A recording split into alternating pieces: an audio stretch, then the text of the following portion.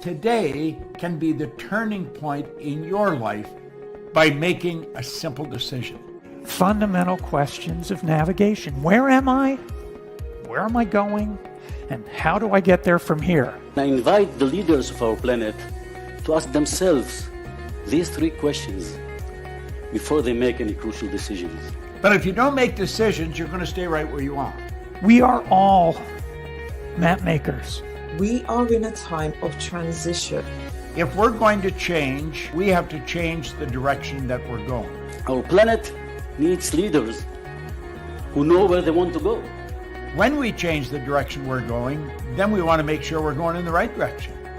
Leaders who can see the big picture. Because if we're not, we're going to either go backwards or we're going to stay where we are. Recognizing the psychological and the spiritual shifts and changes that need to be made, often from the inside to the outside. To be able to shape your future, you have to be willing and able to change your paradigm. Complex journeys require navigation. The path to the truth is one such journey. This is your GPS. Hairstyling services provided by J.D. Edwards Salon and Spa, Palmdale Shopping Plaza, Madera Street. Accessories provided by Chevette Williamson Jewelry. Standout jewelry for standout women.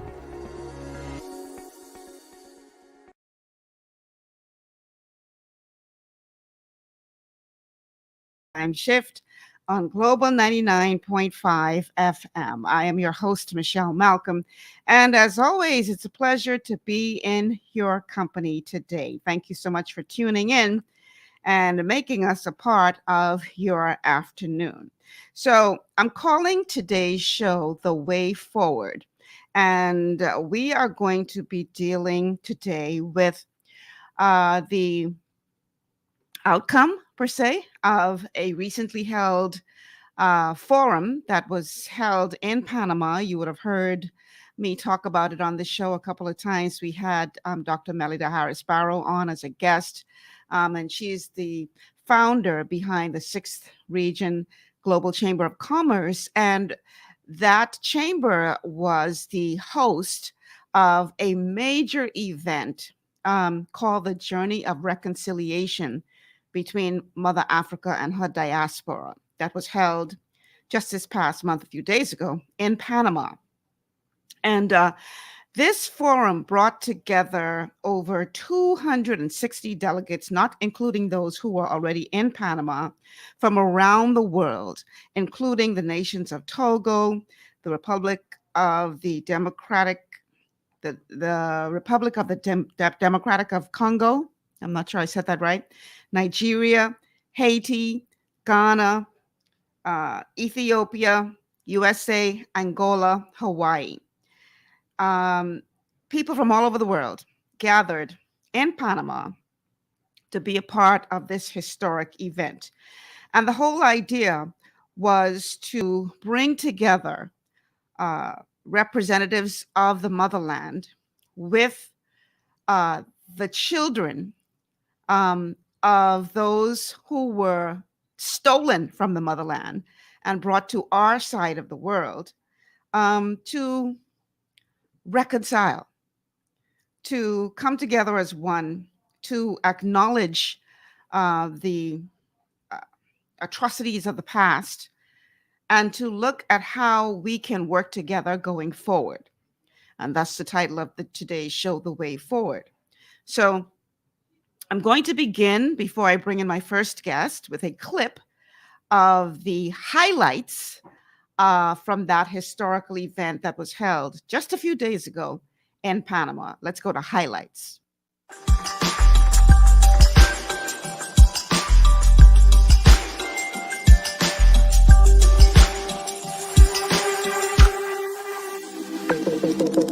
Oh, today it feels good to be an African.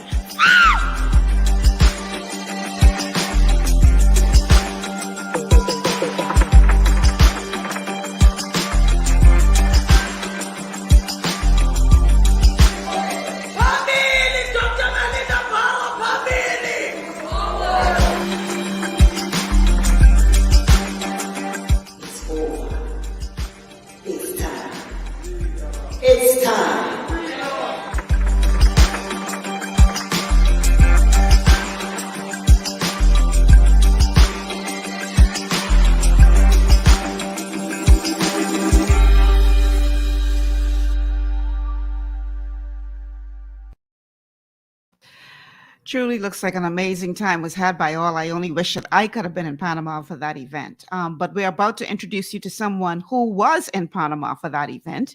So, Jason, you can go ahead and bring her into the stream. Diambi, and I hope I pronounce all of these names well. Her Excellency Diambi Kabatswila was crowned as the ruler of the Bena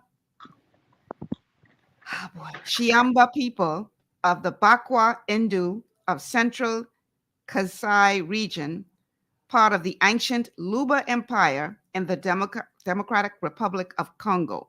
And Your Excellency, if I messed any of that up, please forgive me. I'm trying the best that I can here. Queen Diambi holds a doctorate in public administration and a doctorate of philosophy in humanities, a professorship in international law and order, a Master of Science in applied psychology, and a Master of Science in mental health counseling. She is also a certified math and French teacher and holds a Bachelor of Science in Business, Finance, and Economics. Queen Diambi is the founder and executive director of the Elikia Hope Foundation and heads her private family office that invests and promotes the values and causes that she champions. Apart from this, she sits on various advisory boards and foundations, charities, and international organizations across the world. Queen Diambi is also the director of public relations of the Pan-African Council of Traditional and Customary Authorities in Benin, and the Queen is the chairwoman of the World Indigenous Forum in London, UK. Your Excellency, welcome to GPS. Good afternoon. It's my pleasure to be here. It's a great honor to be your guest today. And I'm very happy that I will be sharing a bit of my experience in Panama. And maybe if you have also questions about myself, who I am and what I do, I would be pleased to give you some additional information. And don't worry about the fact that you couldn't pronounce my name correctly. It's okay. It's just, an area that shows us, that we've been apart for too long. And Yes. reconciliation will help us, get reacquainted with some of our languages and Yes. and things like that. So it's no offense taken whatsoever. Thank you so much. Thank you so much for your grace in this area. I really do appreciate that. And you're right. We need to learn our mother languages again. So the 6th Region Global Chamber of Commerce recently held Journey of Reconciliation between Mother Africa and her diaspora. And you were a part of that historic event. Why was it important for you to be there? Well, I'm going to answer your question, but before I have to introduce myself properly. So I am Queen Diambi Kabatuswila Mukalenga Mukajiwa Nkashama Wabakwaluntu Wakasai wa Congo. That is Queen, a female king of the Order of the Leopard of the Bakwaluntu people of Kasai in the Democratic Republic of Congo. I'm also Grande Mai do Povo Bantu Brasileiro. So I'm Great Mother or Queen of the African descendants of Brazil. And as of May 24th, I'm also Reina de lo Congo de Panama, Queen of the the Congolese descendants of Panama. So I wear, many crowns. And the reason why these kind of activities are important, and as you can see, I'm Queen already in Brazil. I was crowned in 2019 in Brazil, is because I already started to do some of this kind of work. Is because the African people is a people that needs to rebuild, restructure themselves all over the world. I'm not just talking about those who are outside of the continent. The history, the brutal history of that we have endured for now about 8 centuries, because oftentimes we talk about the transatlantic human trafficking period, leaving behind the East African human trafficking period that lasted 400 years before the transatlantic human trafficking started. So we have about a good 800 years having people coming into the continent, destroying the structures of governance, destroying, kingdoms and cities and just life and community, and then taking people from those communities and from those families, from those kingdoms, and deporting them. Either it was in the Arab world, so the Arabic Peninsula, all the way to the Middle East and, in Asia, and then later on to what the European called the New World. So we have had 800 years of experience of being completely destructured, because all these events occurred to really, destroy the existing societies that were there, that were very, very highly functional. And so when we talk about reconciliation, it means that those events left behind a lot of wounds, because when people were taken from the African families of the continent, those families also lost their integrity. Those families lost their ability to function correctly because they were missing loved ones. They were missing people contributing to their own well-being. The same as communities and entire cities and entire kingdoms were completely disturbed. So Africa is still paying today the heavy price of having lost some of her most valuable, children through this human trafficking period that lasted for about 800 years. But then on the other side, those who made it on the other side, because we fail sometimes to recognize that for each one who made it, there are 10 that died on the way. And for each one who made it on the boat, there are 10 that died on the land, defending that one that made it on the boat. So the amount, when we make the numbers, and we're only talking about the living, but all the people that died, so about 19 people died for every single one person that made it on the shore. So the amount, the function of the people that were taken is absolutely tremendous. And the type of trauma we've suffered on the continent, and then the kind of treatment our people underwent all over the islands, all over the Americas, and the dehumanization and the destruction of the integrity, physical, mental, emotional, moral integrity, the attempt to destroy all of that was absolutely brutal. And so after that, we have, emancipation, no more slavery, and so forth. But we never really addressed the fact that, what about these traumas? What about all the effect of having undergone this experience? These effects can still be felt today everywhere where the African diaspora is, because our people remains the one who lack of any opportunities, who lack of access to resources that can have them live a dignifying life. They lack of access to good education. They lack access to good housing, to good healthcare, to good jobs, to good food, to even the ability to carry on their sovereignty like the entire people of Haiti. So we have so much to still work on. We have not gone out of the problems yet. The same thing with Africa. So I think that reconciliation comes in a point where we getting back together, we assessing the damage on each side, because everybody has to understand that you were gone, and yes, it was really bad, but we stayed, and yes, it was also really bad for us. So how can we make it better? We have to speak the truth about our experience, get to know each other, because we have lost contact with each other. Some of the Africans on the continent have no clue till this day that the Africans outside of the continent come from Africa, because we were cut off from our own history. We were forbidden from speaking about the time of trafficking. The manual for school, when they started to put us in school, were manuals we inherited from the colonials. So they failed to put that history in. So it took only 2 or 3 generations, and that history was completely wiped out of collective memory in Africa. So there's a lot of work to be done in Africa to remember. And so we need to be with our counterpart. We need to be with our family from outside of the continent, so we can learn, we can relearn about this experience, and we can understand, why are we the way we are? Why are we still suffering so much on the continent despite all the wealth that we have?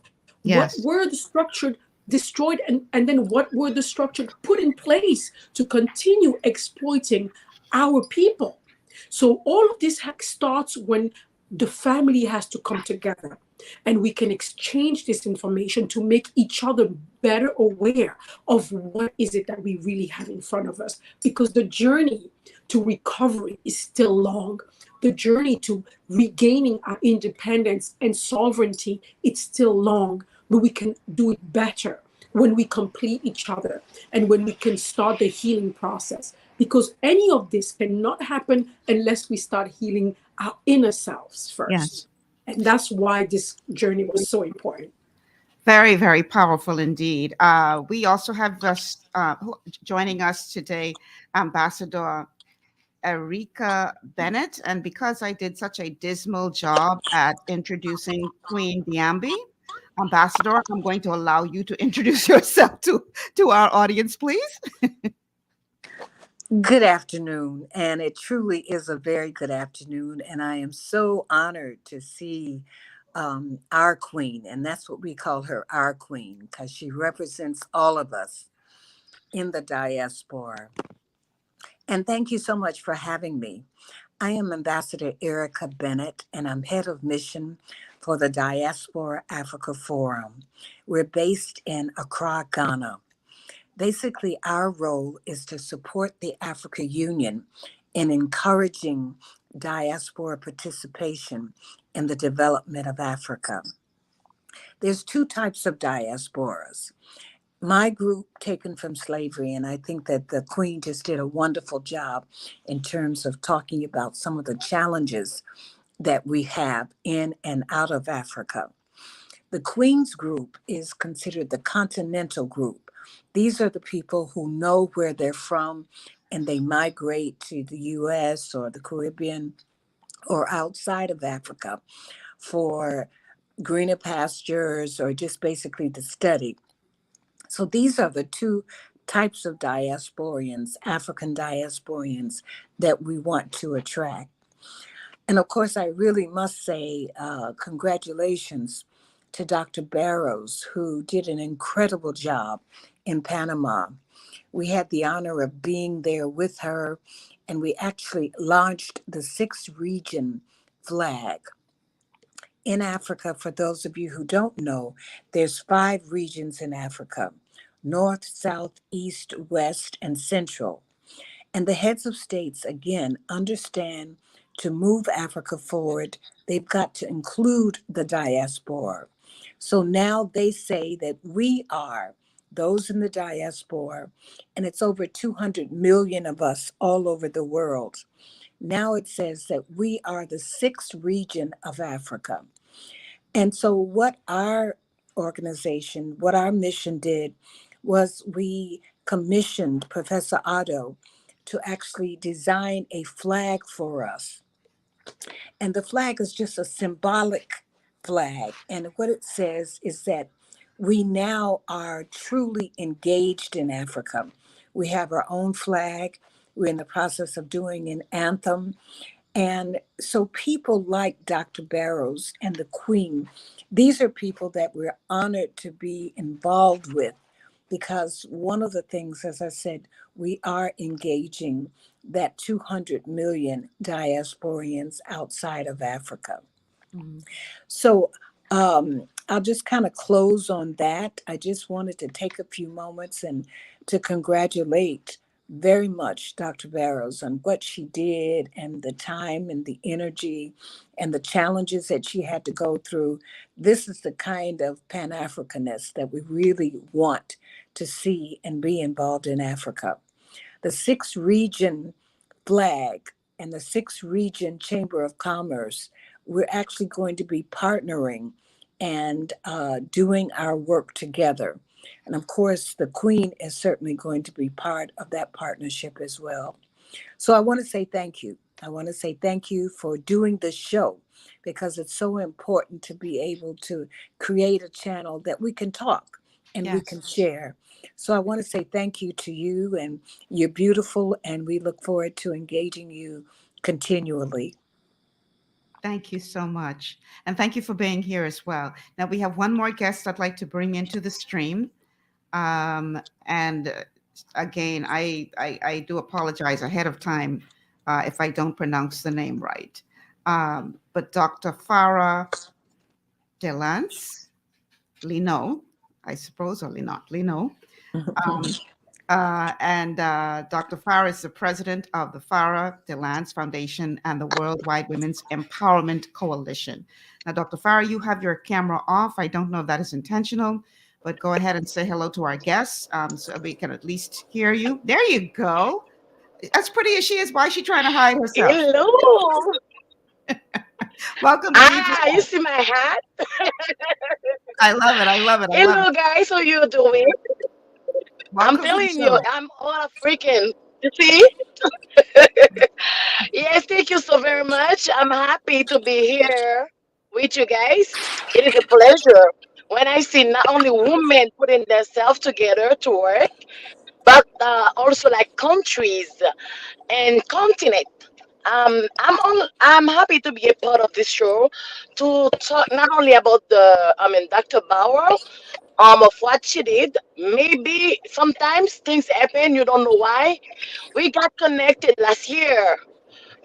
Then she had to come to my event in New York, but unfortunately she wasn't feeling good. So the destiny wanted us to meet. But the way that we had to meet, it was the most powerful things that I ever imagined. Um, we were talking about the event, like partnering with Fatherland Foundation. Then I told her, "You talking about the reconciliation of Africa? That's a powerful thing." And I know as Asian, we are the first Black Republic independent. I said, you know, she said, yes, Haiti would be present. I said, let's bring something else together. We were talking about a lot of things, culture and stuff, and we come to bring a better Fraga. Better Fraga is one of the things that, the slave in the past, the African in the past, they used to do when they were happy, they were playing to dance, to show their contentment the way they were happy. So she said, yes, we're gonna do that, and we make it happen. And everybody saw how powerful it was. You cannot talk about reconciliation of Africa if you miss the mother of liberty, which is Haiti. We fought for the black people to get their independence, to get their freedom. That's why I'm proud to be a part of it.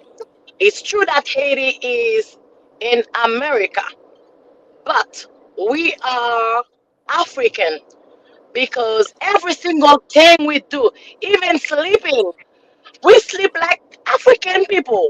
There's nothing different. We are African. Yes, we born in America. Yes, it's a continent, but our culture, the way we eat, the way we see everything, the way we are strong, it's purely African. So I'm really happy that I was a part of this reconciliation and also of the ceremony of the reconciliation because we need that. The world need to get together. The world needs to heal, and we will do that inside of Africa. Right. We are so powerful to bring the world together, and I'm really happy. And I cannot wait to welcome also Africa to Haiti, to our motherland, and because everybody knows now what's going on in Haiti, but the things that I know that we are open for everything. Haiti have a lot of things, and the sixth global chamber of commerce is ready to work with us to bring business in Haiti and to bring Panama back to Haiti. So we in Haiti cannot wait to welcome the world because Haiti is empty.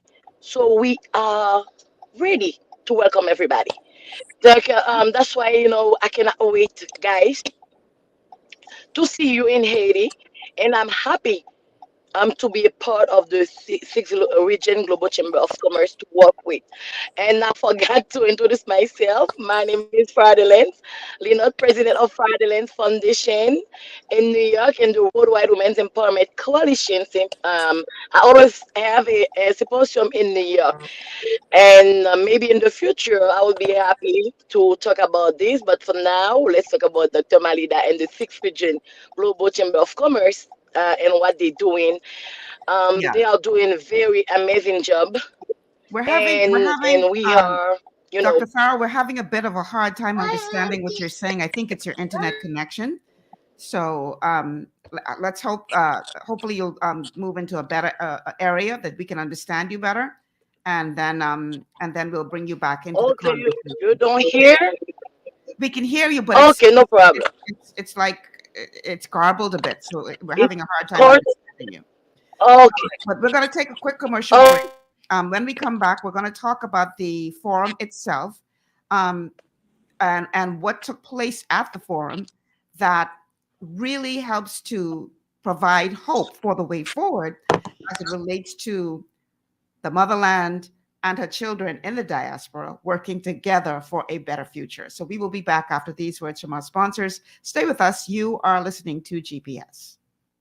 Understanding your microbiome, also known as your gut ecosystem, can change everything you thought you knew about nutrition, digestion, immunity, and metabolism. Keeping your gut ecosystem healthy and balanced is essential. Ultimate Microbiome by Longevity was specifically formulated to optimize this ecosystem. It provides the advanced support your gut needs through prebiotic, probiotic, and postbiotic supplementation. Our unique blend of probiotics includes Lactobacillus and Plantarum, healthy bacteria that can help prevent harmful bacteria from taking over your gut. Increasing your gut's population of beneficial bacteria creates a more balanced gut microbiome, which has been shown to aid in weight loss, skin health, sleep, mood, and may even help with seasonal allergies. Ultimate Microbiome also promotes the production of postbiotics. Postbiotics are key to help regulate your gastrointestinal health.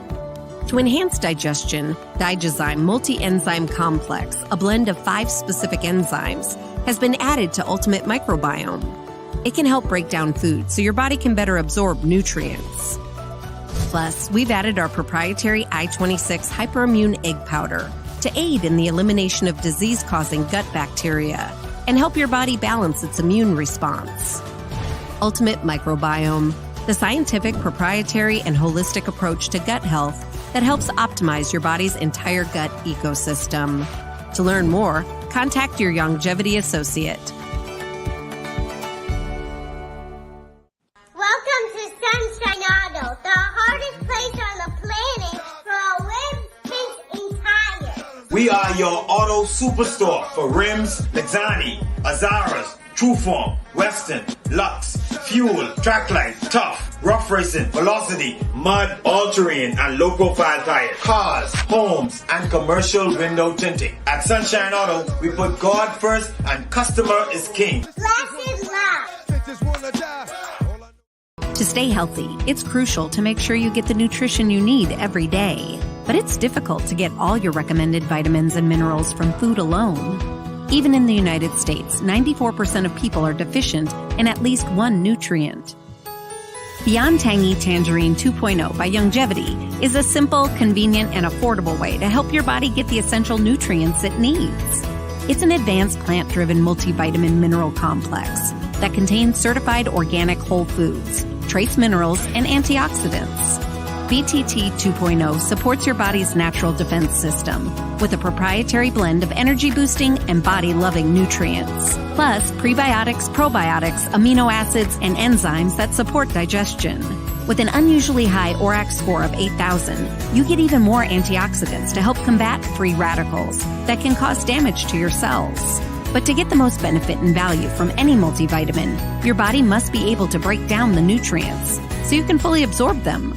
Otherwise, they'll just pass through your system without doing any good. Beyond Tangy Tangerine 2.0 was specially formulated with synergizing cofactors to ensure you get maximum nutrient absorption. Beyond Tangy Tangerine 2.0 is the easiest way to give your body the balance and complete daily vitamin mineral supplement it needs for optimal support of your overall health. To learn more, contact your Youngevity associate. This portion of GPS is brought to you by Tiki Bikini Hut at Junkanoo Beach. Great food, cool tropical drinks, and family fun in the sun. Start on your future.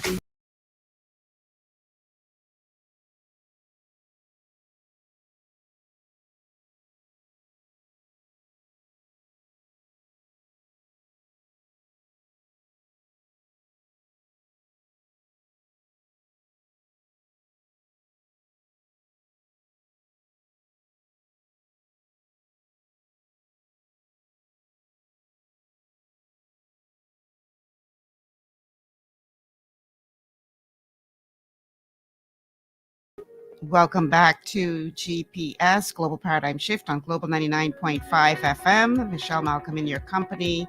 And we have several international guests who are a part of our show today. On here in the virtual studio with me now still is Her Majesty Queen Diambi. The other ladies may have had to leave a bit early, but the Queen has graciously agreed to do the entire show with us. So we both know and love a wonderful lady by the name of Dr. Melida Harris Barrow. Melida and I have been friends for a while. Wow, a long time.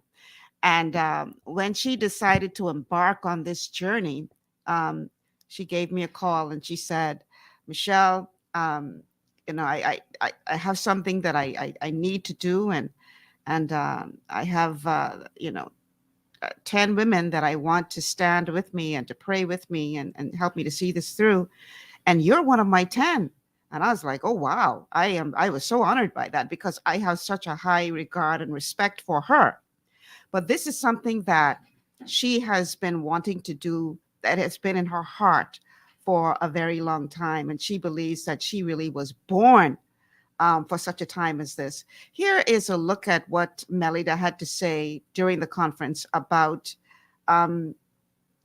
just this surreal message that she received about the importance of making this event happen. And the reason I'm thanking my ancestors is because they brought this in my dream.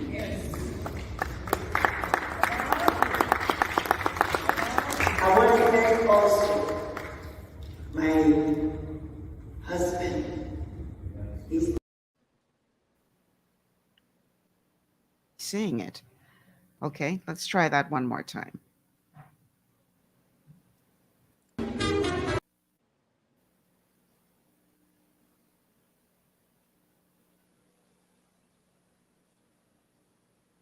Try that one more time. And the reason I'm thanking my ancestors is because they brought this in my dream.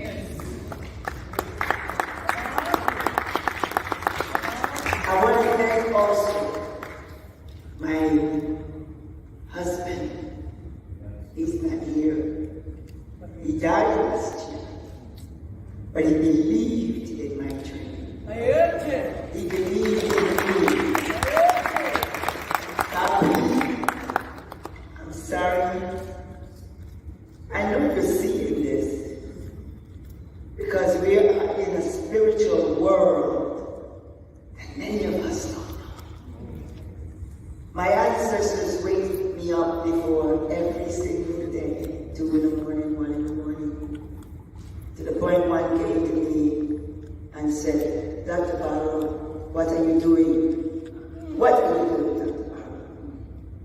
She said, look to your right. And I looked to my right. And she took me back to slavery. And I saw some brutal things that I don't even want to talk about. That gave me the strength and the power that I already have. And I came into action. Because what my ancestors went through, none of you would even tolerate it for a day.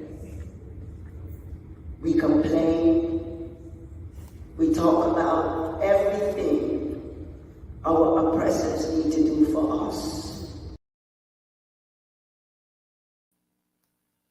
Powerful stuff there by Dr. Melida Harris Barrow as she addressed the persons attending the recently held Journey of Reconciliation conference in Panama. Ladies, you were there. You witnessed Dr. Melida's powerful and emotional presentation, and it really encapsulated the reason why this conference was so important to happen. Because as the Queen so beautifully highlighted at the beginning of the show, so much was stolen from us um, that in many ways we lost so much of our identity, that this was important to bring us all together again, to reconcile, but also to look at how we could move forward together. And so let's talk about the importance of this event, of this coming together, of looking at a way to work together to move forward. Because this wasn't just a come by our feel good conference, not knowing Melida. This was all about the way forward and how we can empower each other and work together. So let's talk about why that was so important. And either of you can jump in. Well, intervention will be very brief because I really enjoy hearing the Queen speak because she speaks with such passion and she has a way of really bringing history to the forefront. And I think that was one of the real things of this conference. Dr. Barrows was able to bring scholars together. She was able to bring people who really, really understood the challenges that we feel as diasporas and as African in general. So I think she did a wonderful job in doing that. I think for me, one of the takeaways was this collaboration that the Diaspora Africa Forum is doing with the Queen and with the 6th Region Chamber of Commerce. One of the things that we're going to be doing is we're going to launch it in Ghana. We haven't determined the date yet, but we're going to be putting out information on people who want to do business, people who want to relocate to Africa. And really, so for me, it was the beginning of that dialogue. It was the beginning of the conversation that needed to be had. So I applaud her. And one of the things that we did do also is that we gave her the Bridge Builders Award. That's to a person who've done incredibly well in terms of bridging the diaspora with our African counterparts. So for me, it was a tremendous experience, and I thank her, and I thank all of the kings and queens that was there, and they brought so many different perspectives to this whole initiative. So for me, it was the beginning of a dialogue that must continue. Absolutely. Your Majesty, what are your thoughts? Yes, I think yes, I will go and follow back. Like the segue from what my elder ambassador has just said. Thank you for the kind comments. It's really something that has to teach us about who we truly are, and it's the strength of our spirit, the strength of our characters. Because this vision that Dr. Melida Barrow had, she's had it for a while. And, she could have just gone on with her life, minding her business, doing, being an entrepreneur and being very successful at what she does, because she's a very brilliant and successful woman, and just made a life for herself and fine.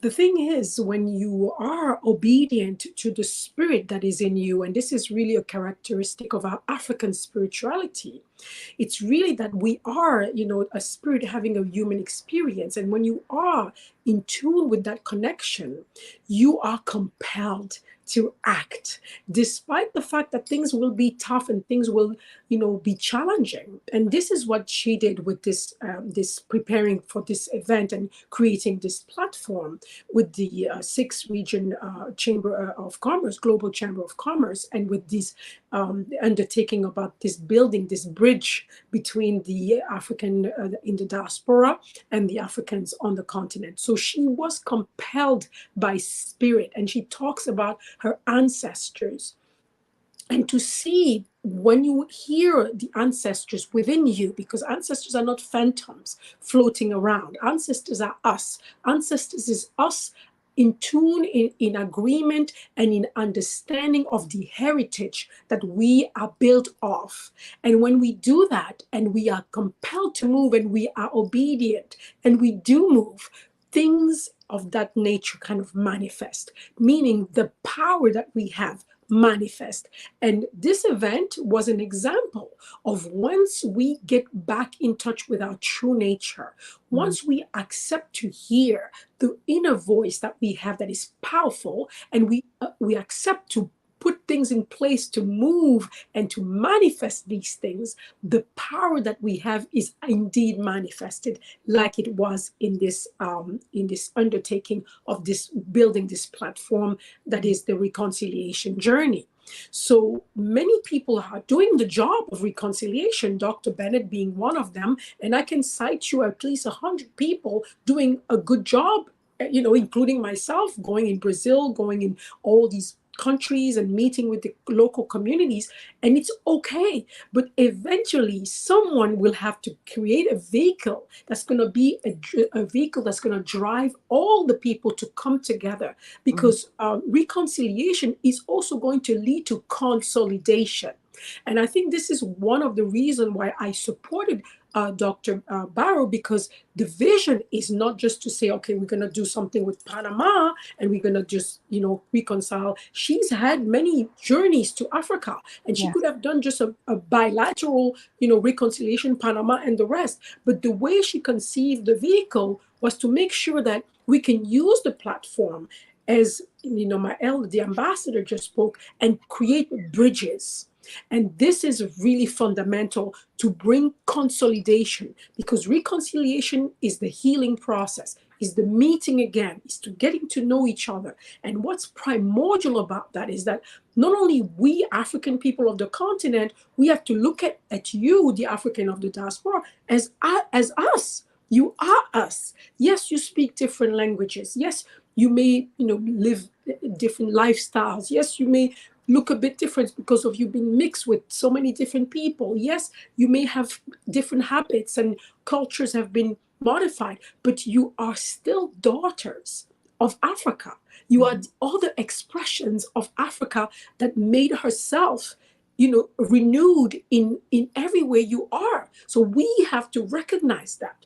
And then you have to recognize that you are also us, that despite the fact that we are different, we are so similar in many ways. And there is strength to gain in understanding and highlighting our similarities, but there is also benefit in highlighting our differences, because our differences will make us stronger as well. Because once we complete, all the arenas with people bringing diverse skills, diverse competences, diverse understanding of the world, diverse experiences, that completes who we are, and that will allow us to have a better understanding of the whole picture, so we can assess where we are, and we can assess what is in front of us, and also assess the means that we can put together in order for us to overcome. So this is, for me, what was the fundamental key element of this vision manifested. First, to show you there is strength in being who we are.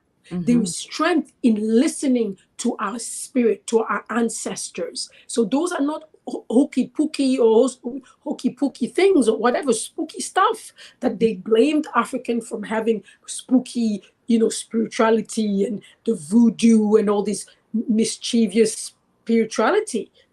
We are far from there. We are the ones who actually have developed spirituality to a science, that every single world group came to Africa to get inspiration to build their own spiritual system based on the one that they found on the continent, because ours was always based on science.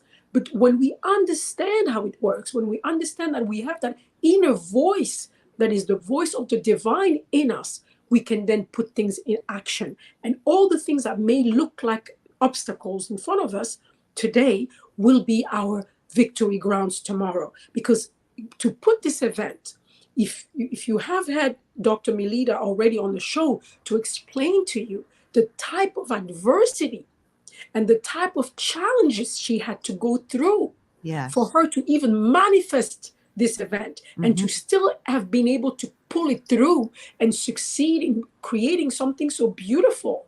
This is a testimony for me of who we are, and especially the testimony of the power of women in leadership. This is a fundamental key of the African culture that no one else has had but Africa so far, is the power of women recognized to be the core of how a society needs to be organized around so the society can prosper. Because they understood very, very early on that the mothers, the women, are the birthers. They birth life. So because they birth life by nature, God designed them to be intuitively sensible to what needs to be done so that life prolifer, life prospers. So it's not anything to do with being against or opposite to man.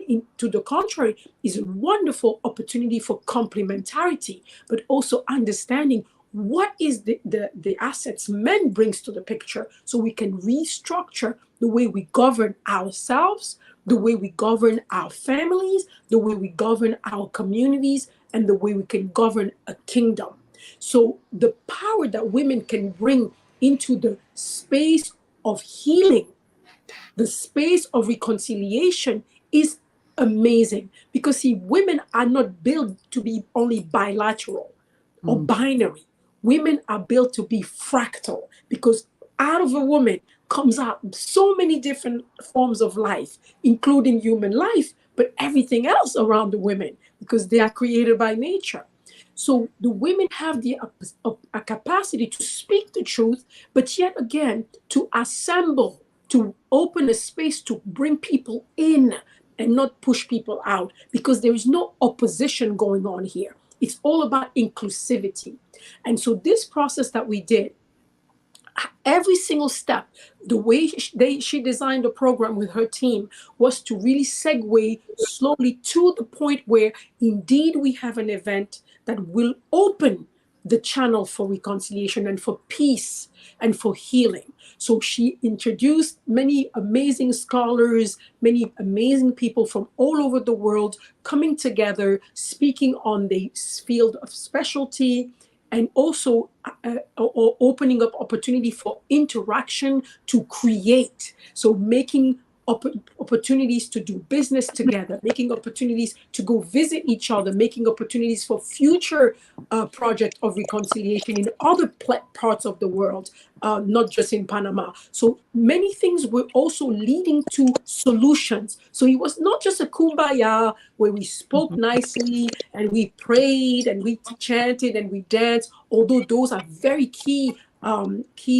tools to rebuilding ourselves, but they were also leading to solutions. And as Ambassador, Her Excellency Ambassador Bennett just mentioned, there are partnerships that came out of this gathering. It was not just talking. There are many partnerships that came out and many actions to follow, where we are now engaged into creating solutions together. We're going to talk about some of those solutions and partnerships on the other side of our break. I don't want to go into them too much now because we only have 5 minutes before our next commercial break. But here's one thing that I would like to say, and that is this. This was definitely a business meeting, yes, an opportunity for persons from the motherland and the diaspora around the world to see how they can work together for economic empowerment, economic emancipation, etc. But one of the things that was clearly evident was that in addition to this being a business meeting, that whole idea of reconciliation was very much alive, because you could feel almost like something breaking in the spiritual realm. And you could feel, and I'm in the Bahamas and I could see this from the videos that I saw and watching the live event, you could feel the love and the connection, I don't even know how to put it into words, but here is a brief clip from one of what happened immediately following, I think, the opening ceremony, and you could actually see what it is that I'm doing a poor job of trying to describe. Take a look at this.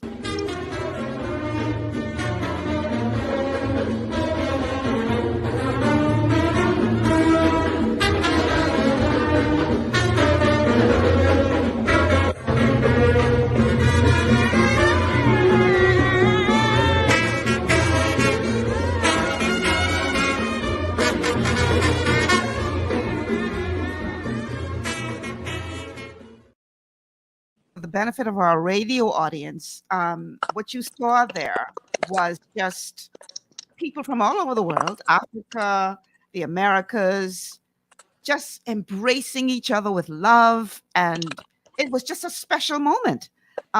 You ladies were there, so I could only experience it through the video. But what was that like being in the room, experiencing that kind of connection, that kind Hello, of... guys. Do you hear me? You can hear me? Yes, we can hear you. Because I don't hear. You know what I'm going to do? I'm going to leave and return back because Okay. like the noise that I'm listening is like crazy. Okay, you can do that. So Your Majesty, it's just you and I, because for some reason Erica's Ambassador Erica's feed keeps dropping in and out. But That's that okay. feeling of love and reconciliation, you could see it. Watching it on a video. What was that like actually What's being that there, noise? experiencing that? Dang. So I had conducted a ritual before this event that you see on this video, and I had I was the master of ceremony for the ritual for the reconciliation, and we spoke about reconciling not just the African, that we identify clearly as being African, but we also talked about the African family that's actually equivalent to the human family. I had mentioned that African people, humanity is around 400,000 years. The Homo sapiens sapien, meaning the modern humans like we are, like you and I.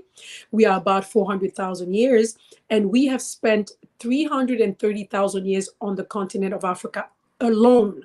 We didn't leave the continent of Africa for 330,000 years. So we only started to leave Africa 70,000 years ago.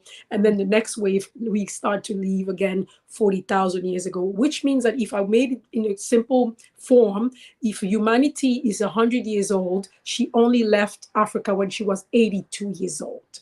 Okay. So everyone in the world is an African. Everyone in the world come from Africa and came from Africa only very recently, because you don't leave your home when you're 82 years old and you just left your home. And if you're 100 years old, you just left your home. So it was important to highlight that in the healing process, everybody needs to be included, not just the African who are clearly identified as African, but the reconciliation we are talking about is really reconciliation about humanity. Because even if we just talk about the crime that have been committed against the Africans of the continent of Africa, well, there was also similar crime committed against other Africans that were spread across the world that we call the indigenous populations. And then we have to also acknowledge that those crimes were committed by other Africans that left a couple of thousands years ago, but now don't identify themselves as African anymore. They are the Westerners, the European, but yet again, they are also Africans. So how do we reconcile a family that has done, that has gone through so much drama? And so we had to come from the place of love. We had to come from the place of truth as well, and from the place of will. So once we did the ritual, starting there, and then I had brought some dirt from Africa. Oh, wow. And also some water from Africa, basically saying, if you have gone away from Africa for XYZ reason, either you left 40,000 years ago or 70,000 years ago, your ancestor left, and you don't identify yourself as an African today.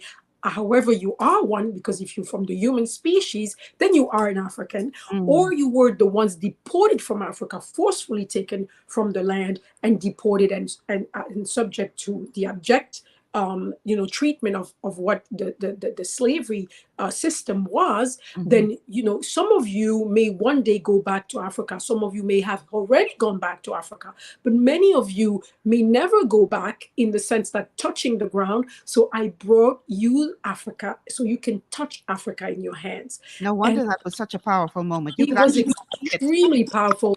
And Yes. what happened is that I thought maybe only few people would come to the stage to touch the ground, African dirt, and to touch the water.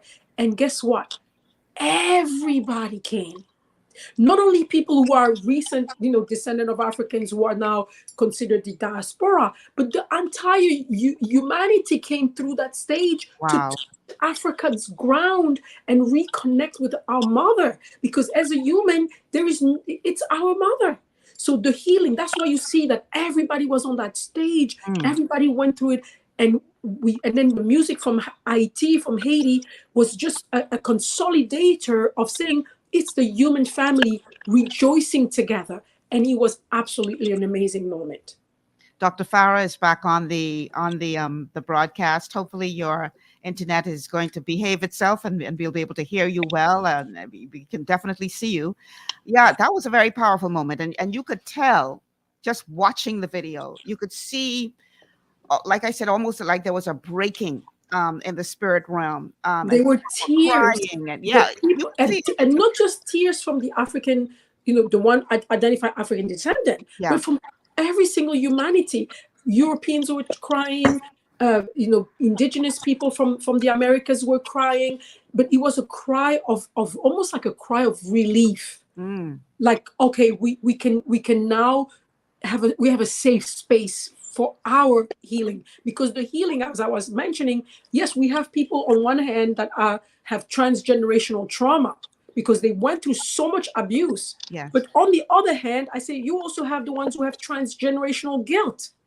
Many of them were not responsible for what their grandparents and great-great-grandparents did. However, they are reaping the benefit of all that abuse that they did. Yes. So, but they still didn't choose it. So now it's also a space for them to reconcile with themselves and with their ancestors who committed all these crimes, and to say, listen, we want to dissociate ourselves from those crimes, but yet again, we have to associate ourselves with the solutions that we're going to bring to make some corrections. So it was but yet again, it was not a space where we judge and criticize, and it was none of that. It was all about love, respect, and kindness and compassion to open up the space.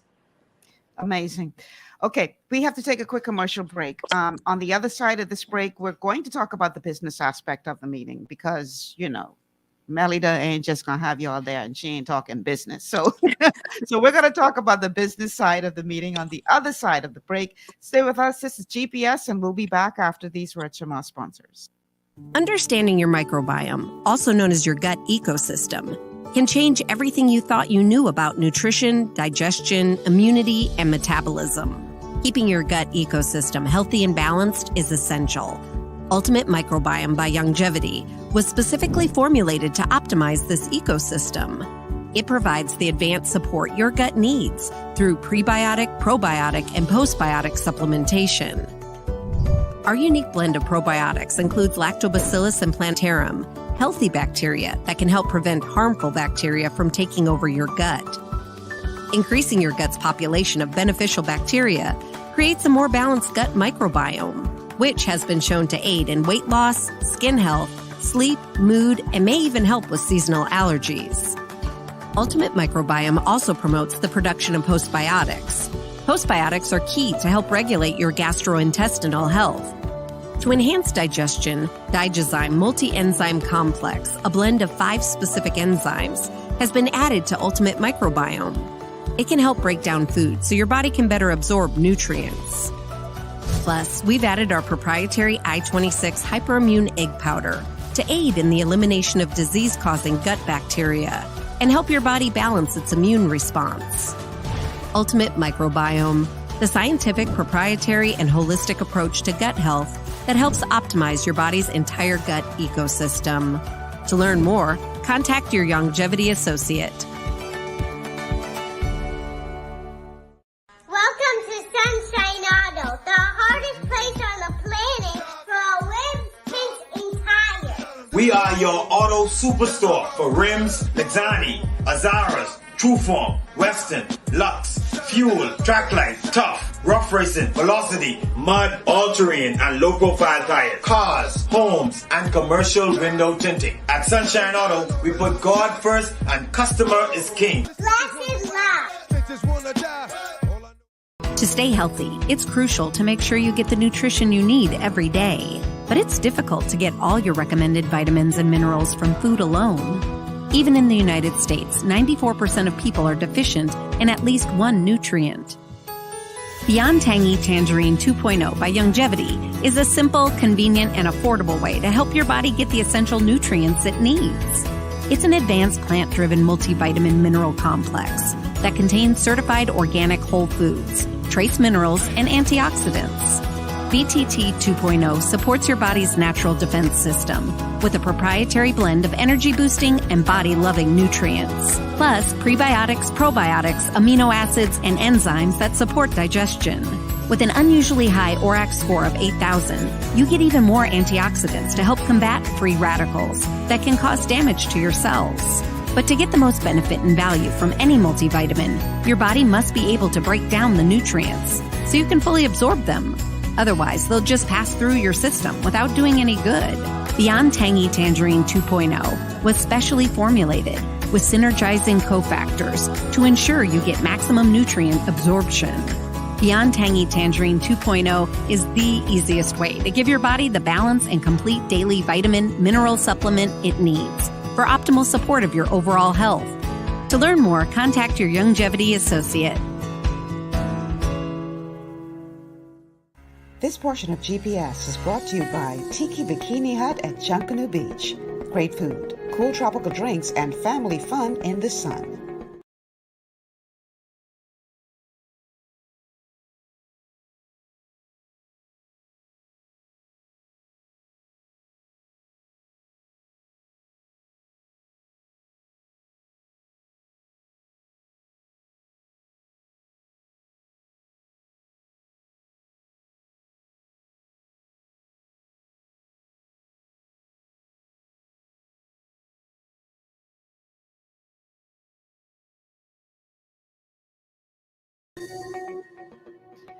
And welcome back to GPS, Global Paradigm Shift on Global 99.5 FM. Michelle Malcolm in your company, along with my guest today, Ambassador Erica Bennett and Her Majesty Queen Diambi.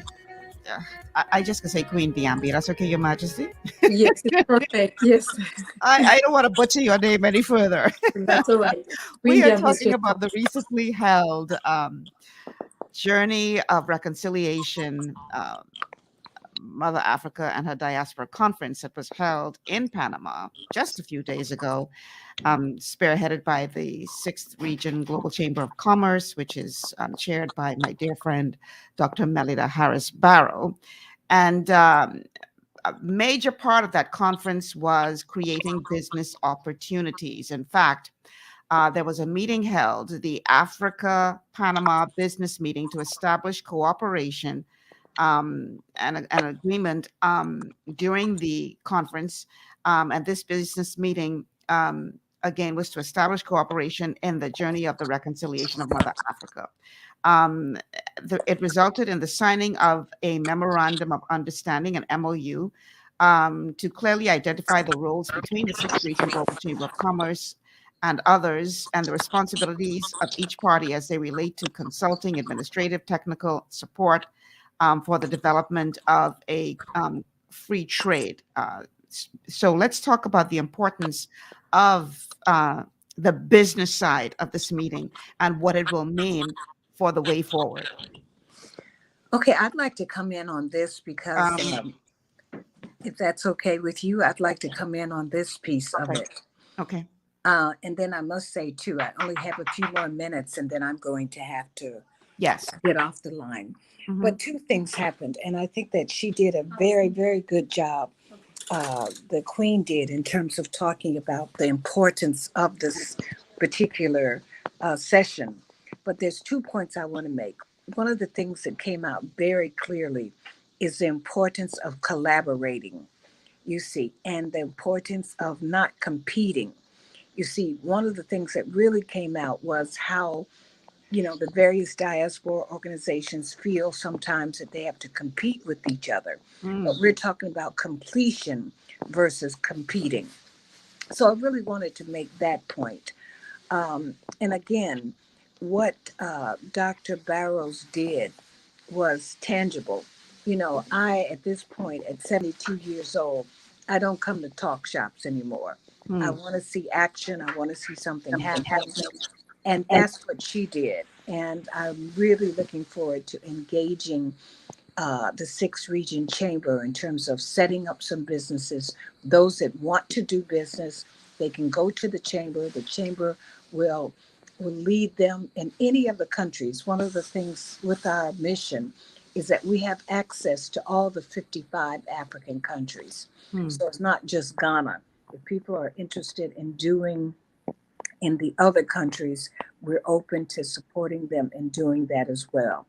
So I'll land on that. And I am going to have to get off the line, but I just want to, again, commend the Queen. I want to commend the show. And I certainly want to salute Dr. Barrows for the beginning of a journey, and a long, long journey that I think that will really bring us together as people. So I will get off the line, but I want to say thank you to all of you for being there, and particularly the host. You're the hostess with the mostest. Oh, and we want to say thank you so much to you as well.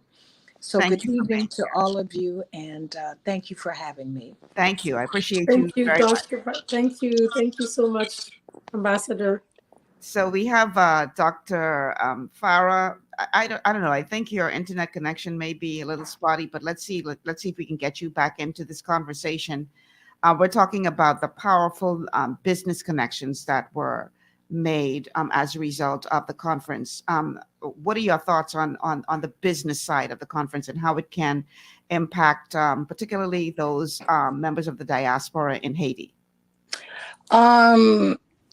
If we talk about business, I'm telling you, we have a lot of things that we can accomplish together. It's true that people are saying, "Oh, Haiti is chaotic right now because of insecurity." Like I told before, for me, it's not a problem, because everywhere we have insecurity, everywhere in the planet. See what happened last night in Oklahoma.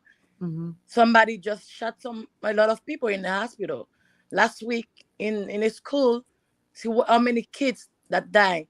The reason why I'm explaining all of this is to let people know. So it's everywhere that we have, it's chaotic everywhere. So Haiti is open. We have everything in Haiti. We have rice. We have sugar cane that people can do rum and stuff like this with alcohol. We have the land. We have the sea. We have the wind. We have the sun. We have everything. So we can do a lot of things. Haiti is a rich country, but people always say it's poor. We're not poor. We just need assistance. We need people to come to this country to invest. And when we investing, both of the parties will get something. It's not like you come into Haiti, you spend money, you're not gonna get nothing. Of course, you will get something. Also, one thing that I wanted to point about the diaspora. Let's say African people. We have a lot of billionaire, millionaire in Africa. But the thing is that they don't invest in African business or in America. Let's say here in America, especially. Right. European people, they come, they build a lot of things, a lot of business. Chinese people come. What about Africa? Why we cannot invest in African people? We have a lot of people, they have knowledge, but they need support. Imagine when they come here in America, they are intelligent, they have everything, but they don't have the support. Let's say some of them want to start a business. They don't get support. And guess what? When the Chinese people start something, every other Chinese people come together with them. The Asian people, they come together, they work together. Why we African people, we cannot work together to build a legacy for Africa? Mm. Why we cannot build a legacy for Africa? Like I said, Haiti is empty. Why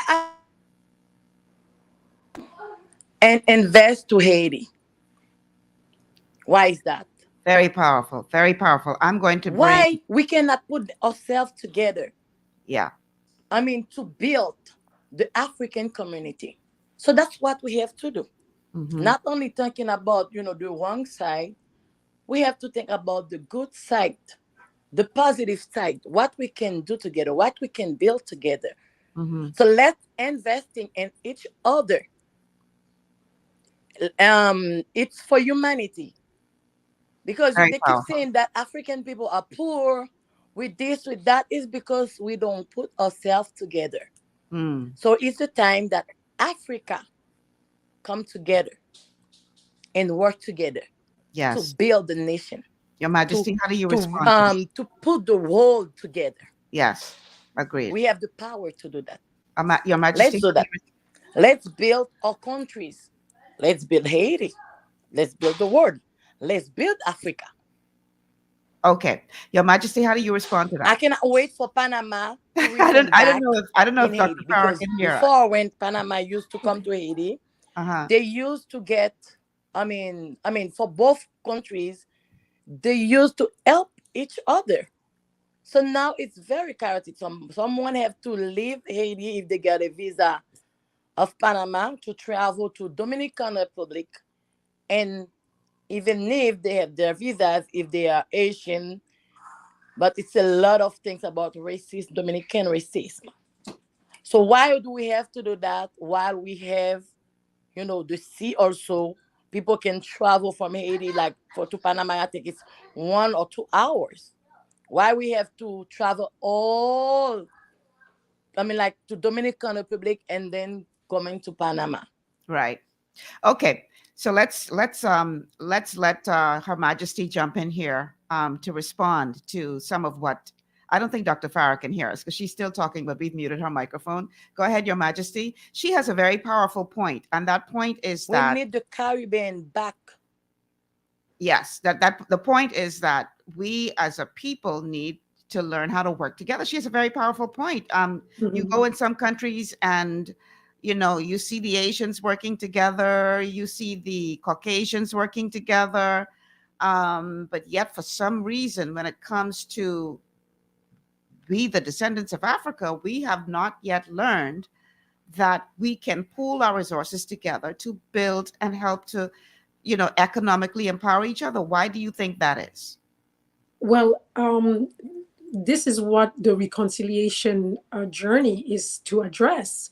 Many people have not gone through the experience that we have gone through, and division or dividing us was really a purpose enterprise. Right. It was really meant for us not to be together, because we were together for over 300 and almost 400,000 years. We've worked together. Working together, we have developed amazing civilization that will have outlasted and will outlast this civilization that we are currently in. We have had civilization that they lasted for 10,000 years. We have developed all kinds of technologies. We are the masters of mathematics. We are the masters of sciences, all kinds of sciences, including medicine. We are the masters of philosophy that yield to religion. We are the masters of architecture. We have buildings that are 5,000 years old and are still standing. So African unity, African standing together has already proved, it's already a proven concept that has worked for thousands and thousands of years for yielding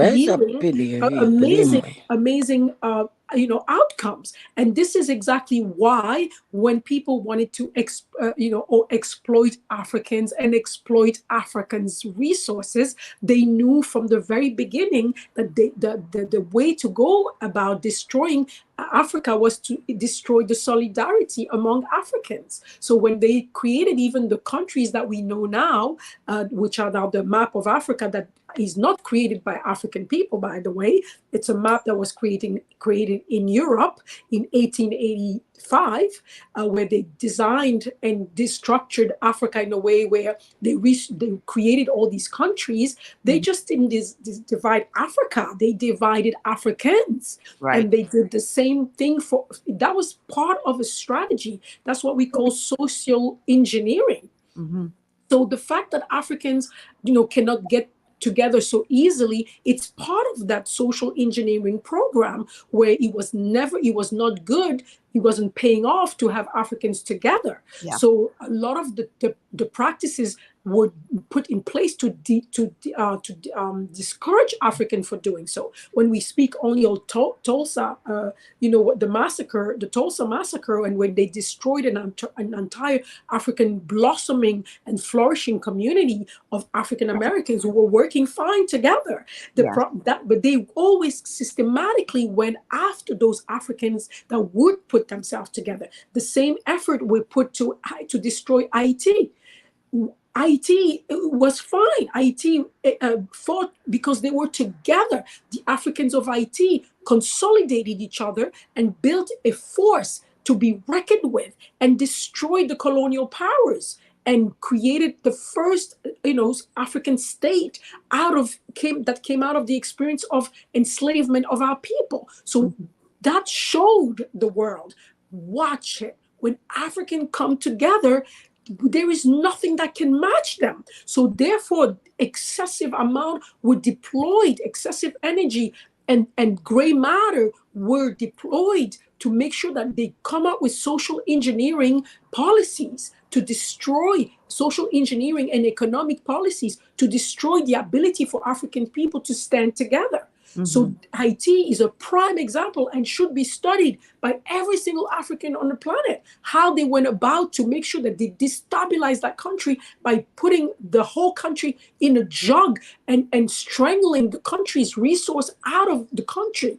Haiti is a very rich country and powerful country, but they constrained Haiti with threats and blackmail and say, listen, if you don't do this, we're going to keep bothering you. We're going to keep bombarding you. We're going to keep trying to enslave you back. You have to sign this and sign that and accept this and accept that. And all unfair under the so-called international laws. So we have to understand those international law and order do not apply to us when we have to come to ask for our rights to be assessed. So we have a lot working against us, contrary to many other communities. So we cannot really compare why is this the Jewish community or the Asian community doing it, because they didn't go through what we have gone through, and they still don't have to go through the same things that we have to go through that are all roadblocks to our being able to come together and structure each other. So this is why when Dr. Melina is putting something like this together, we have to come together to support anyone who was attempting to create a space where we can come together and meet and connect with each other. Because indeed, without money, we can talk all we want. We can put our feathers and look good and talk, but if we don't have money, we cannot create for ourselves the solutions we need for our life to be dignified. We cannot build schools, we cannot build hospitals, we cannot build roads. So without money, there is nothing happening. And right now, when we look at money, where are all the resources that the world so crave for? All of them are in Africa. And all of them are also in countries where African people are dominant, like in Haiti, like in Brazil. There is immense amount of resources. We talk about Brazil. Brazil is also an African country. 53% of the population of Brazil is Black. So it's a country, literally, it's an African country in the Americas, just like Haiti. So when we are putting things in perspective like that, we are realizing that the African diaspora has a lot to offer. Why? They have an amazing amount of skillful workers, contrary sometimes to the continent of Africa, where we still have a lot of farm workers and people who knows how to grow crops, but they don't necessarily have the skills for technology and for industry. But we have those skills in the diaspora. We also have in the African diaspora a lot of money. One of the wealthiest African diaspora in the world is the African American diaspora. So Northern America, the United States and Canada. So put together, the African people from that region have a lot of immense resources, financial resources. We have some of the wealthiest Africans in the world that live in that area. How come when I am doing projects of infrastructure in the DRC or in Congo Brazzaville or in Central African Republic or in Ivory Coast, I have to go to Dubai to find people to finance those infrastructure projects?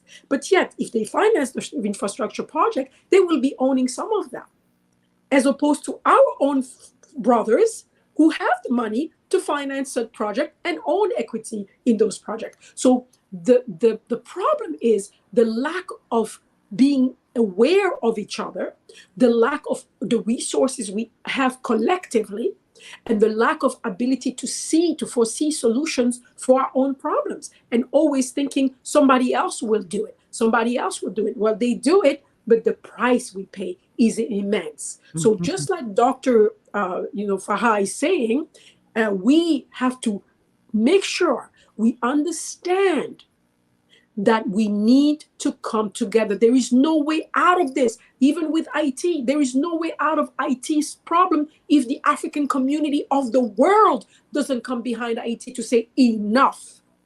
Because what's going on in IT is one of the biggest crime ever committed against humanity, but yet nobody's talking about it. Why? We expecting the world to talk about it, but what about us, the Africans? We have to start denouncing those crimes. We have to start standing for ourselves. And it doesn't have to be in a forceful way when we just go and judge, but it has to be, okay, this is the problem. Let's be solution oriented. What are the solutions? What can we do together? So the platform that Dr. Melida is creating is an economic platform. It's a chamber of commerce. So what I would like to see happen, and what we already agreed upon, is to have a place where all the Africans of the diaspora can go and create like a data bank of all the people who have investment capabilities. And then also on the other side, all the people that have skill and experience capabilities. If I need to build a building in Africa and I don't have plumbers, because I don't have qualified plumbers, why do I have to go to Bangladesh or Asia? Why, when I have plumbers, qualified plumbers in Panama, qualified plumbers in Brazil, qualified plumbers in America who are from African descent, and I have no jobs, and I can have them instead come to Africa to build my building and do the plumbing and teach plumbing to my people. It just makes sense. It makes sense, Yeah. but it takes us to rebuild ourselves. That's why we're talking about the reconciliation. If we are completely destructured as we are now, and we continue to believe that things will just manifest on their own, then of course it's going to take some time. But now when we start saying, well, okay, wait a minute, we got the gist of it. We understand the problems. We do, because we've gone around the problems. Our elders have gone before us. It's many generations now. Many people, we stand on many shoulders of those who have denounced and analyzed the problems. But now that we know the problem, what are the solutions? So we have to get into the workspace to create solutions for ourselves. So I am in that space. I work on all kinds of projects, infrastructure projects, agriculture projects, energy projects, telecommunication projects. Just before this meeting here, I was speaking with SpaceX, Elon Musk, SpaceX company, for Starlink to have internet all over Africa. So these are the kind of projects. The engineers I'm working with, they are African engineers. I want to involve all people coming from African diaspora to be interested in how do we own these infrastructure? How do we own equities in those infrastructures? Because if we are not there, believe me, everybody else is. So this is why I love the work that Dr. Melida did by creating this chamber and starting to recruit from the chamber, having a central location where we can see all the ask and all the gives. So now we can now sort out, depending on what we need, the skills or the competencies and the technology, and then the finance. Let's talk about that more on the other side. We have to take our final break of the show.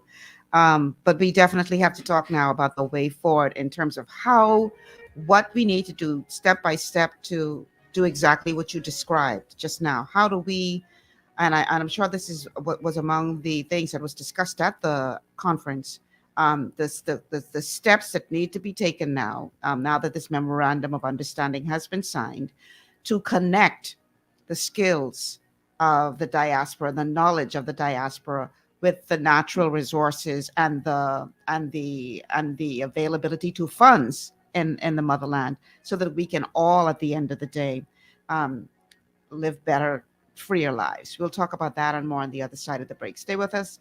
This is GPS, and you are tuned in to the show called The Way Forward. We are talking about Mother Africa and the diaspora working together for the betterment of all.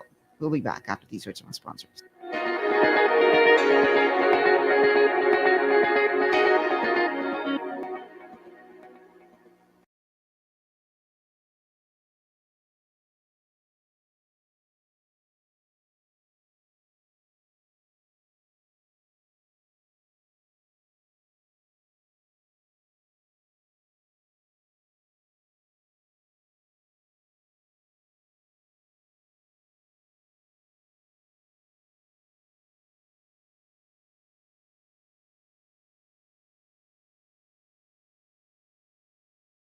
Understanding your microbiome, also known as your gut ecosystem, can change everything you thought you knew about nutrition, digestion, immunity, and metabolism. Keeping your gut ecosystem healthy and balanced is essential.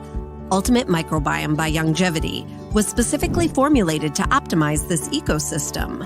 It provides the advanced support your gut needs through prebiotic, probiotic, and postbiotic supplementation.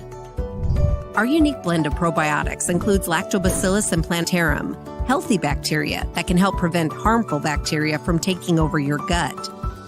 Increasing your gut's population of beneficial bacteria creates a more balanced gut microbiome, which has been shown to aid in weight loss, skin health, sleep, mood, and may even help with seasonal allergies. Ultimate Microbiome also promotes the production of postbiotics.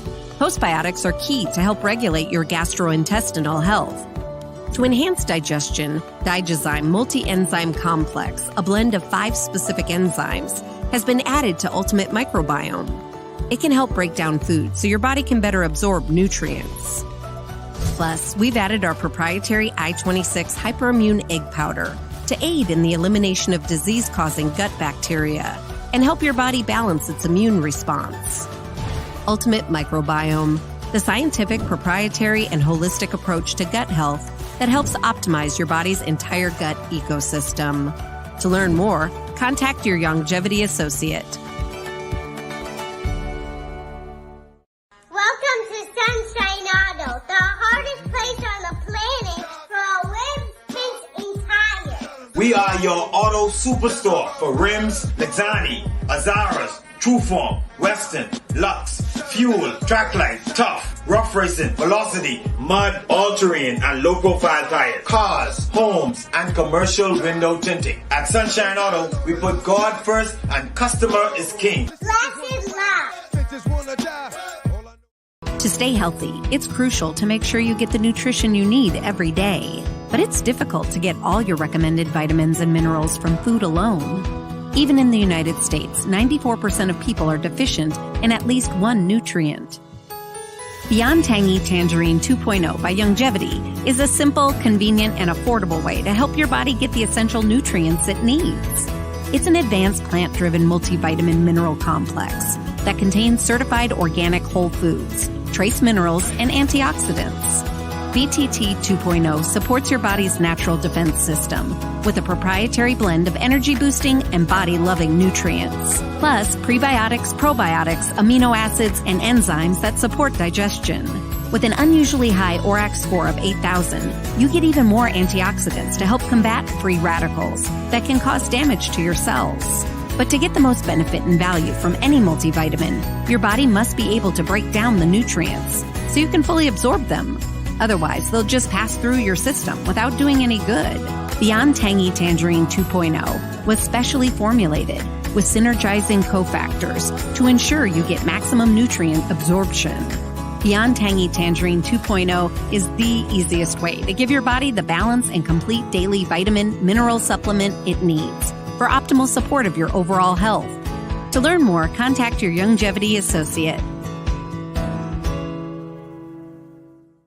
This portion of GPS is brought to you by Tiki Bikini Hut at Junkanoo Beach.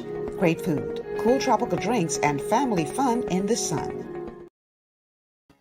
And I want to encourage you to head on over to Tiki Bikini Hut on Junkanoo Beach. Listen, in addition to the great food, I always tell you about the fantastic atmosphere. Did you know they have daily live entertainment? Yes, you can actually enjoy some steel pan every Monday from noon to 2 p.m. by King David. And then you've got the M&M band that performs. And you also have in the evenings 3S Harmony live entertainment at Tiki Bikini Hut on Junkanoo Beach. Live DJ playing daily. So yeah, you can enjoy your private meal and your private cabana and enjoy some music too. The telephone numbers to call 803-4657, 803-4657, 803-4565, 803-4565, or 801,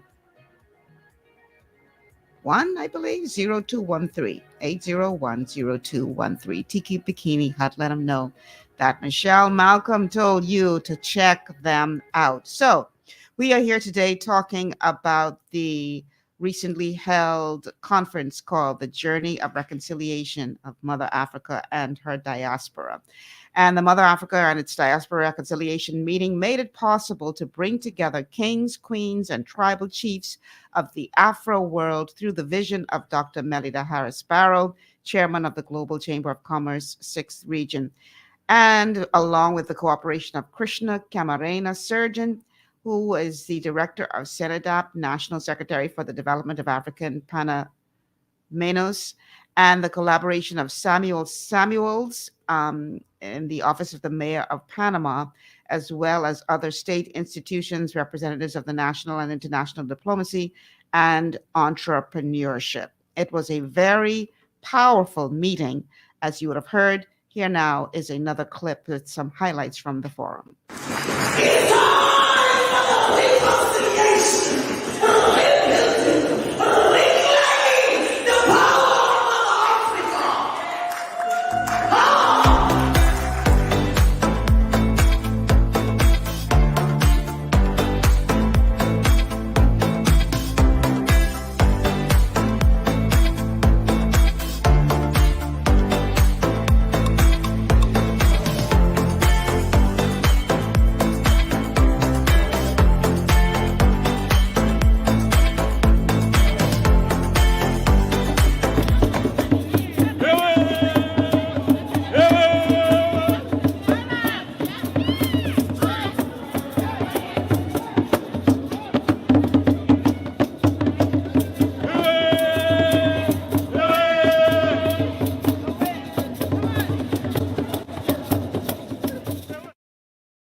That truly looked like it was so much fun. I mean, all of the dancing and the African moves, and I'm like, all right, then, all right, y'all having yourselves a good old time. But let's talk about these linkages now and what we need to do going forward to take advantage of this memorandum of understanding now. How do we connect those who are interested in the diaspora with those in the motherland to make business happen? What are our next steps? You want me to go first? Yes, you can. I'm going to be brief. For myself, like I always say, we always talk. The most important thing is taking action. That's the first thing we have to do, take action. We have the plan already. We have the project already. So now is the time to take action. And now when we're going to take action, we need everybody to come together and make it happen. That's what we have to do. That's the first step. I will let the queen, because I mean, I like listening to the queen. Everybody I love does. when Everybody she's does. talking She's and such an explaining eloquent everything. speaker. You can see I'm paying, I pay good attention of what she's saying. Yes. Very, very powerful and very interesting. Absolutely. All right, Your Majesty, take it over. Thank you, Dr. Farah. And if I speak, I speak because I'm inspired by such person as Dr. Farah and all these people that come around and share with me their aspirations, they dream, and also tell me what they do. So I'm a speaker because I'm speaking the voice of many. So I'm not standing here for my own, but I'm standing as a people, and I'm honored to be here speaking on behalf of our people. And so the thing is, as Dr. Farah just explained, is action. So I think that we have to, start walking, of course. The first thing is to know about each other, which we now, some of us do know each other. And I'm starting to become fairly known on the international scene because I'm all over the world. I travel in Europe, in Asia, in the Middle East, in the Americas. So I'm in Africa, of course, and I gather a lot of traction and people that are interested in doing some work. So I, on my own, already have a lot of projects that I am aware of, that projects that are sitting on my desk. They come from governments. I meet presidents. I meet prime ministers of different countries in Africa and leaders all over the world. And I also meet a lot of leaders in industries and different, specific field of opportunities, like medical field or education or infrastructure, transportation, different things like that. What we need to do is use the Chamber of Commerce as a depository, a place where we bring our resources and we put them there, and they are put together, they're organized, as I was just saying before, and where we have the list of projects that we are engaged in. And I think Ambassador Bennett is also somebody that we can count on because she has such great access to the African Union, where we can go from state to state, from country to country in Africa and find out what are the projects that you need, what are your needs. Let's identify them, and they can give us a description of the needs with the basic information, and sometimes as substantial as they can be, with the need either in just technical partners or the need in financial partners. And so, and the technical specificity of the project that they need. And then we can bring that in to document them and place them under the care of the Chamber of Commerce of the 6th region. And then on the other side, we need to also have people coming to register themselves with the Chamber and say, listen, this is what I do. This is my business. I have an electricity business. I have a plumbing business. I'm an inventor. I am a specialize in agriculture. I'm specializing in food processing. So we need to basically make a census of who are the ones that we have on our side, and then register them and register they giving. What is it that they bring to the table? What is their added value? Are they looking for projects that they can plug themselves into, or are they bringing projects on their own? Do they want to just bring their own project and say, I want to open up my company in Africa? This is one type of project. Or saying, oh my God, I heard there is a railroad project in Africa, and I am specialized in such a technical part of railroad building or railroad operating. So I can be a partner that can take a look at that project. So there is an array of things that we can do together, so long as we are aware of each other. So one has to be one part, we identify clearly what are the projects on the continent, but not just the continent. For me, the continent is also everybody who's an African in the world. So we have to identify such projects as, what is this we need to do in Haiti for our community from Haiti? What is it that we need to do in Panama for our community in Panama? What is it that we need to do in Brazil for our community in Brazil? Do you know that in these places, some of them don't have access to clean water? And Definitely. they are in the Americas. They're not in Africa, in some village in Africa. They are in the Americas. In Haiti too. You would never imagine that our people they don't have electricity. They don't. I've been into Dominican Republic and I've seen where the Haitian people live and under what condition they live. It's despicable. How come they don't have electricity? So how come we cannot put these projects and say, for this and this community, go see those mayors and say, listen, we can give you support, and go with these projects to our people with the money and say, look, there is these projects, but we need also specialists in between working with the Chamber of Commerce to design the projects so that we can know that it's not just throwing money. Projects are about investing to get a return. So people need to understand, how do we structure a project? Sometimes we don't have the proficiencies to do that. So we need to call on to our young and vibrant people, or our experienced people, to say, we do projects. So how can you help us design these projects so we can have all the elements, so those projects can be profitable? How do we put water in Haiti, in this community, or electricity in this community, and it's profitable? So these are all kinds of skills that we need to start recruiting. So first, know of each other. Second of all, decline your competency, or what is it that is your ask, or what is your added value.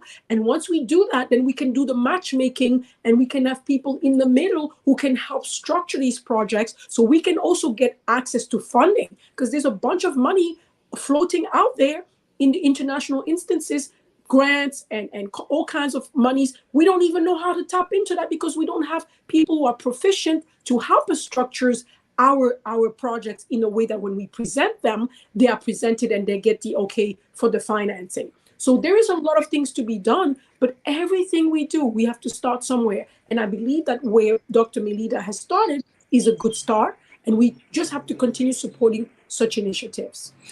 And I will add, we need to trust our people too.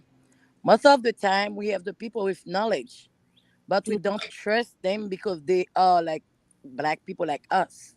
We need to trust them too. I agree. Trust is a bit important of this process. Mm-hmm. We have to put all of them together. The knowledge, what you know, what I know, we put them together and we go get the money, because we cannot. We can talk. We cannot do any of this without money. Let's say in Haiti, she was saying like about the water. We don't have potable water. We don't have electricity. Of course, there are some people that in some areas, it's been 2 years, they don't see what they call electricity. Imagine for someone to come to Panama from Haiti, they have to go to Dominican Republic, while we have an airport, while we cannot get a plane to come from Haiti to Panama. Everything, we have to struggle for it. So we need everything to get done, and we need to bring ourselves together, not only to work like with African people, Haiti. So everywhere in the world that needs us, because I think it's the time that the world comes together, to work and to help those in needs. Very powerful indeed. Listen, there are no shortage of ideas. There are many people who are probably listening to this show who have great ideas for businesses, and this information, I think, could be encouraging to such a person, because unfortunately, if you don't know, in some instances, the right person, that you could have all of the great ideas in the world, but your idea gets nowhere because you're not favored upon. If you're not careful and you put it into the wrong hands, and I'm not even talking about the people of color, I'm just talking about institutions. They could deny you, and then the next thing you know, their friends are the ones who are doing this project. So what you are offering today, what you're saying today, is a godsend, or could be a godsend for many people who really just need that support. They have the idea, but they may not have all of their ducks in a row as it relates to how to present the idea to the investor, how to be connected with the investor. And what you're saying to me is that through the 6th region Global Chamber of Commerce, that can serve as what's the word I'm looking for? A bridge. A bridge, a center where people can come to get all of the support, resources, et cetera, they need, and be connected to potential investment, not just for businesses in the motherland, but for the motherland, persons of wealth contributing to development of business on this side as well, because like you said, we are all African. Now, what kind of is there a cap in terms of the size of investment that persons could get through this arrangement, or is it just all depending on the value of what you bring to the table as it relates to your business idea, your plan, etc.? There is no cap. I'm working on projects on, for instance, hydroelectricity in the Congo, in the Republic of Congo.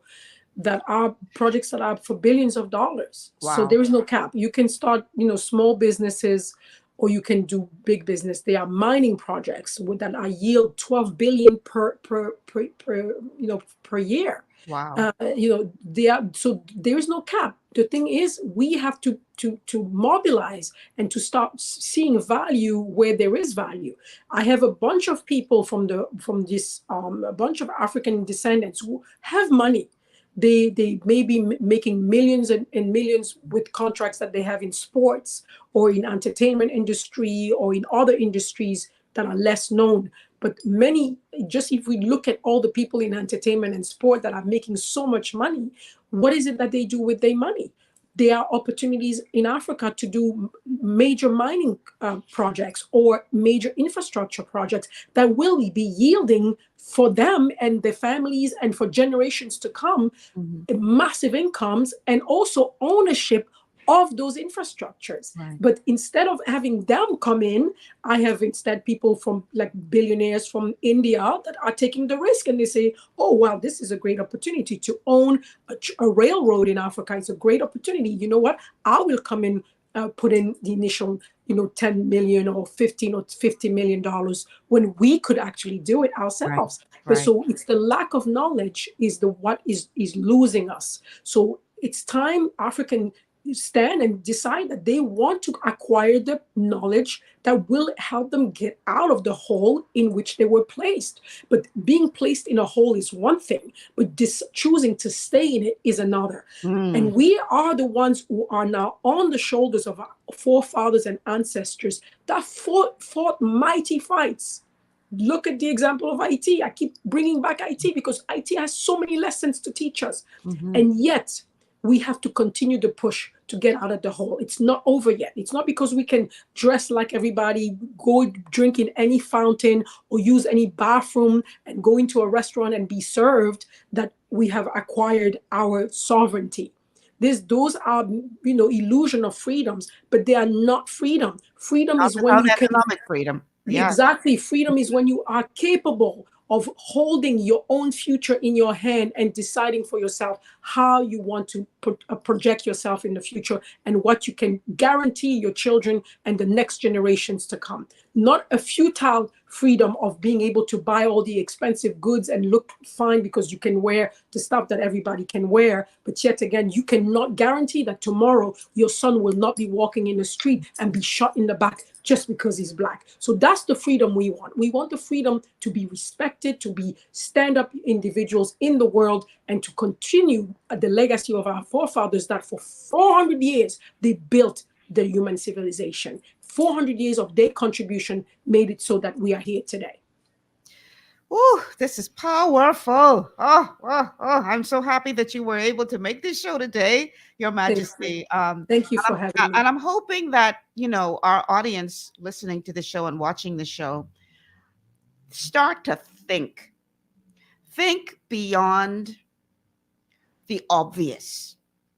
Start to think outside the box. I actually have a comment from one of my Facebook viewers. And he says, one thing I experienced while I was living in Africa, it's very easy to invest and make your own money there, 1,000 times easier than here in the Bahamas, despite the exchange rates. Here's the thing. One thing we need to realize is that the world is our oyster. The world is your marketplace. And so if we can find a way to work with others outside the country to do what needs to be done to make it happen. Many of us, particularly in countries here like in the Bahamas, we sit back and we can talk for hours on end about the wrongs that have happened, about why we need reparations and all this stuff.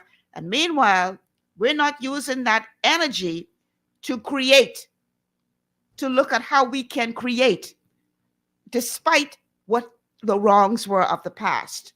And I'm not speaking against reparations. That's all well and good.